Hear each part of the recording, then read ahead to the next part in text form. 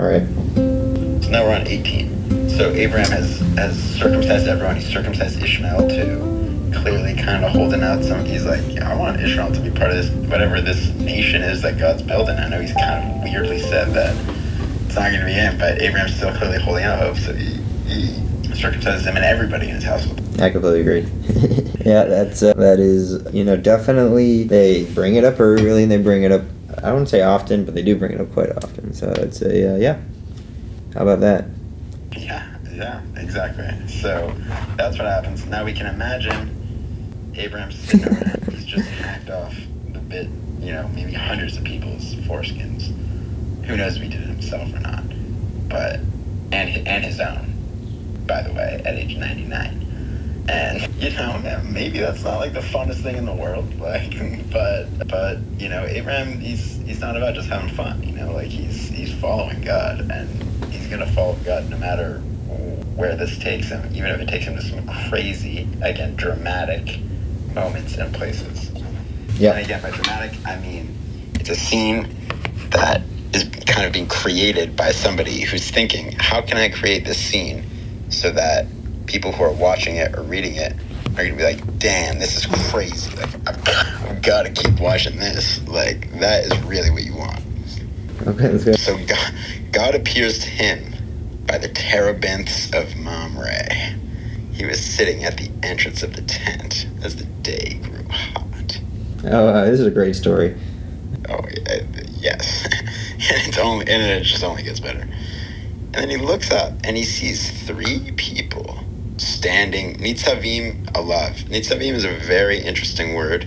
It'll come up later in Genesis and in some very interesting places, namely the dreams of Joseph and other parts of Joseph. But I'm just going to throw that out there. But now we have three people. Nitzavim, it means like hovering, standing near them.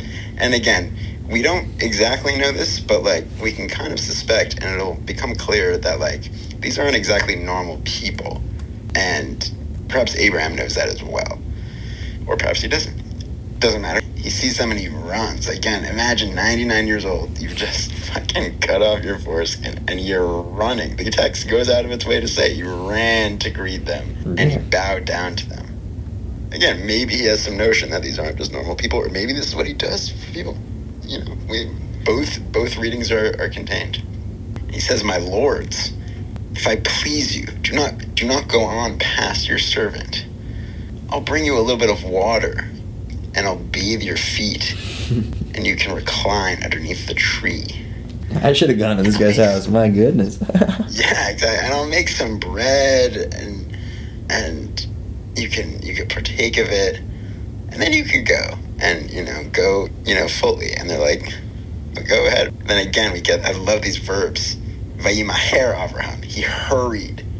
We could just see him. He's hurrying around. He's running to greet them, and he's running back to Sarah, and he's like, quick, knead the dough, make cakes. And then here are some of my favorite parts, because these next verses 7 and 8 have caused problems for Orthodox Jewish rabbinic interpreters of the Hebrew Bible since this fucking thing came out. Because if you're going to say that God, says, and the rules are that you can't eat meat and milk, why the fuck does Abraham prepare meat and milk for these people and serve it to them? He ran to the herd, took a calf, tender and choice, and then prepared it. And then he took curds and milk and the calf that had been prepared and set them before them. And they ate it. Yeah. So, different explanations of trying to get around that. There's no way to get around it. I mean, it's completely contrary to the rabbinic rules of kosher, because obviously those didn't exist not only in the times of Abraham, but in the times that the Bible is being written. But which is what? And now is where it gets a little crazy, because up until now these could have just been normal people. But in verse 9, you're saying the milk and the calf.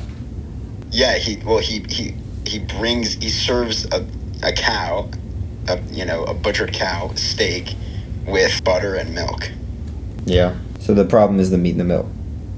I mean, it's a problem for people who say that, the Torah says that you can't eat that together. But they would just say that was all before any sort of commandments.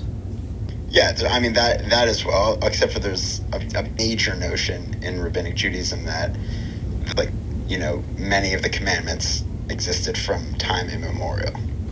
Yeah, but these people are also not, Jewish people, so, like, I would also...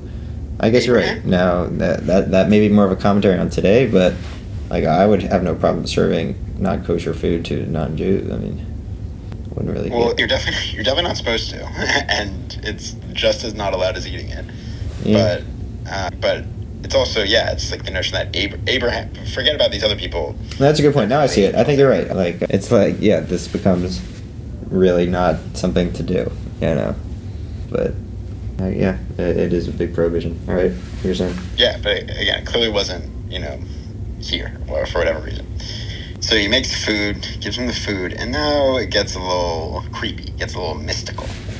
It's a little non-normal. And again, we kind of are going to get the sense, because then they ask him a very strange question. They say, "Where is Sarah, your wife?" How the fuck do you know my wife's name? You're just three randos from the desert. Like, how do you know my wife's name? Let alone, Abraham doesn't blink. What I would say is, like, I feel like God used to send these kind of messages to him in the past. So, like, what's the deal here?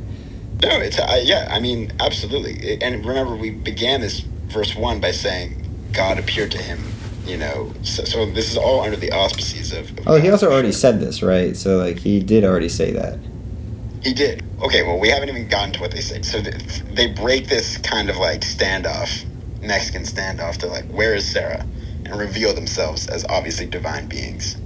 How else would they know? And Abraham kind of knows this clearly, because he's like, she's in there. Like, he's not like, how do you...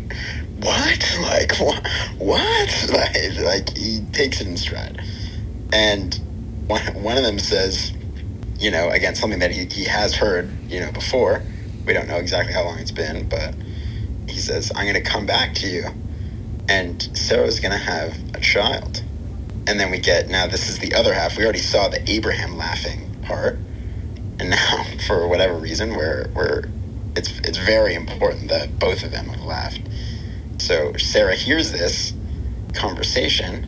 She was listening, and it gives us obvious piece of information. It throws in there, this piece of information that we know, but, might as well go out and say it, is that they were old, and Sarah has already long since stopped having periods. I could imagine, right? I mean... Yeah, she's 90.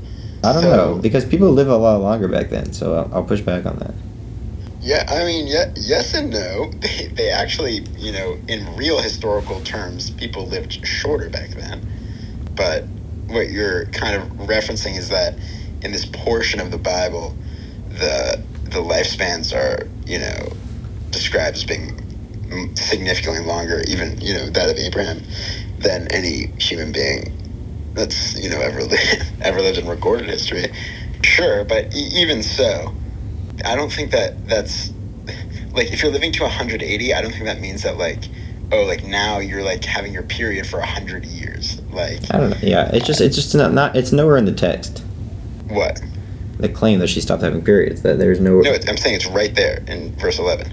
Oh, really? Oh, yeah. Wow, it says it right there. I missed that one. Okay, so she stops missing. There's no getting around it. And, again, it makes sense, but I guess for the skeptics like you, they had to throw it in there explicitly and be like, no, okay, like, this is really a crazy thing. Like, it's not like she's this fertile 90-year-old woman. Like, not only has she never given birth, but... Yeah, it actually is a pretty big line to add in there. Oh, yeah, and at, like, a pretty important moment. Like, the very next verse is going to be... Well, why do you think she let have sex with Hagar? Well, she clearly thought she was done having her period. I mean, that's probably what it would be. I mean, definitely that, and even before that, she knew she was barren, anyways. But I'm saying, like, these are the things, yeah. She clearly thought, and she said, like, maybe I will be built up through her, and she, like, tried to have some notion of, like, oh, like, this is gonna be my son through Hagar. Yeah. Kind of backfired on her. Yeah. And then she got very upset. I was like, wait a minute, like, this is done the opposite. Like, I thought it was going to give me a son. It's just giving this other woman a son. Yeah. I have no son, and that's even worse. I agree. That's bad. So she's sitting there, 90 years of this reality, 80 years, however long she's been married to Abraham, no kid, no possibility of a kid, and like just like you've forgotten about that, you know, like you've gone on with your life, done other things, and then you're like sitting here chilling, like chilling in the tent, listening, and this rando is like, "Where is Sarah? She's going to have a child by this time next year." And you're just like, what? Well, how do you even react to that? I'll tell you exactly. Verse 12. She laughed to herself. She was like, "That's hilarious. That's crazy." So did Abraham. And, you know, she says to herself, "No way. Like, he's old. I'm old. Like, I'm not fertile." This is a very famous Pasuka, I feel like, or at least the second half. Which one? From Achrei Vloti Haitali Edna Vayomer Avadonai Zakin. Vadoni Zakin. Why is it so important, do you think? I feel like I've heard it before. Yeah, well, this, I believe, do we read this on Rosh Hashanah? I'm not sure. Yeah, I think it's something like that. We definitely read. I think I laned it once. Yeah, maybe. That's what it is, because I remember the Edna word. Yeah, Edna, again, it's Gan Eden, same word. Adina, name, same word. It's from, like, fertility on some level, or what else do they give here? Luxury, dainty, finery, delight, pleasure, etc. It's a good word. Anyway, she's like, "I don't have any of that. Whatever Eden is, I've got none of it. And my husband is old too. So what are they talking about?" So she laughs. Okay. God doesn't exactly like to be laughed at. That's one thing I would say. Yeah. You don't want to laugh at God. You don't want to make fun of him because there's just no point. So God is immediately on this, and he's like, "Why did Sarah laugh when she heard this? Why did she laugh and say, 'Am I really gonna have a child?'" Yeah. He asked rhetorically, "Is anything too great for me, God? No." I'm in fucking control. He's like, "I'm in charge here. I'm going to come back here next year this time, and fucking Sarah's going to have a kid." It's very similar to just getting into even more. It's kind of similar to the Eden story a little bit. In what way? Kind of female challenging, being like, and then getting a little frightened when she's confronted with God face to face. Yeah. Well, here it's not even like face to face. It's like interesting. It's like, overheard from the room over. Like, she has her own private reaction, and then God is like coming down, not also to her, but except for it does seem like it's kind of to her because she's about to respond. But like, this is I've always thought was a very strange and very interesting. This whole verse 15, because God's like, "It's gonna happen," and then Sarah goes, "No, I didn't laugh." Yeah, that's what I'm talking about. And it's like, like, who do you even think you're kidding at this point? I don't know. Well, it says in the next. It says K. Yeah. She was afraid. Yeah, I mean, she realized she was caught not believing, and like immediately called out. Yeah. It's a little scary. It is. And end of interaction. It's brutal. Wow. Yeah, it is brutal. And now, like, again, fast backwards, who knows? Maybe it's just a matter of months, maybe even weeks. And Abraham's, been just raising Ishmael, doing this. Who knows what he's been up to, like, doing his thing. He's like, "Oh, great, I have a son, finally. This is all I wanted." And then just, like, God's just waiting. Bam! You're going to have another kid, a different one, through Sarah. And Abraham's like, what? And then he's like, bam, tell you again, and I'll tell Sarah too. And she's like, what? Like, this is crazy. This is some crazy joke. No joke. But it is highly dramatic, you've got to admit. It is highly dramatic. Because there's confrontation at the end. Kind of. There's confrontation, there's, like, people's emotional states are, like, changing rapidly, and, like, they're not really sure what to believe. They're not really sure, like, what's going on. Yeah, but it's happening. It just reminds me of the Adam and Eve story a lot, honestly. Yeah, you're right. I really haven't thought about that, but you're right. I mean, we haven't seen, I guess what you're really getting at, which is true, is we haven't seen this kind of, like, three-way interaction of, like, the God, snake is kind of replaced by the angels. Yeah, right. Interesting. Because they play a very important role in allowing this to happen. Yeah, very important. I mean, again, the dynamic's a little different, but maybe even in a way that's reflecting the story, because it's like, okay, now like we've seen what happens when the angels get to interact face to face with the woman. Like it's not good. So like now it's like Abraham's like interceding, like he's trying to do, but like it all falls apart anyways. And like it is just back to this kind of like three-way interaction of like God being like, okay, like woman, you kind of fucked up. But the weird thing is he's trying to like give her a present here. Like it's not like he's punishing Sarah. Like, it's the opposite. I mean, it's not exactly the opposite. It's obviously a very weird thing to do. It's like you withhold a child from someone for their entire life until they're 90 years old. Like that's weird.